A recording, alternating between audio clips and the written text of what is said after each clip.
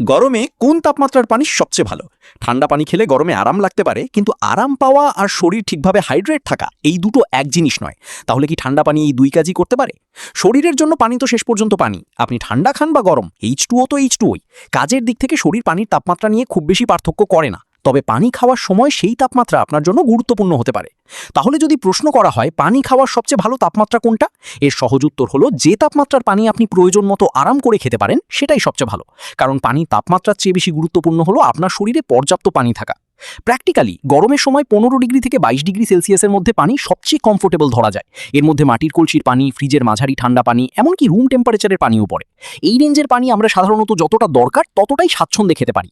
বৈজ্ঞানিকভাবে বলতে গেলে ঠান্ডা পানি সাময়িকভাবে শরীরকে একটু ঠান্ডা করতে পারে। যখন ঠান্ডা পানি শরীরে যায় তখন শরীরের তাপ সেই পানিকে কিছুটা গরম করে, আর এই প্রক্রিয়ায় শরীর নিজের কিছু তাপ হারায়, ফলে সামান্য ঠান্ডা অনুভূতি আসে। তাই হ্যাঁ, ঠান্ডা পানি আপনাকে কিছু সময়ের জন্য আরাম দিতে পারে, কিন্তু এটা শরীরের মূল কুলিং সিস্টেম নয়। শরীরের আসল কুলিং সিস্টেম হলো ঘাম এবং সেই ঘামের বাষ্পীভবন। তাই যদি ডাক্তার আপনাকে নিষেধ না করে থাকেন এবং আপনি সম্পূর্ণ সুস্থ থাকেন, তাহলে পানি খাওয়ার সময় তার তাপমাত্রা নিয়ে খুব বেশি চিন্তা করার দরকার নেই। শুধু এটুকু মনে রাখুন, পানি আপনি হাইড্রেশনের জন্য খাচ্ছেন, আর আপনার পছন্দের তাপমাত্রা সেই কাজটাকে সহজ ও আরামদায়ক করার জন্য।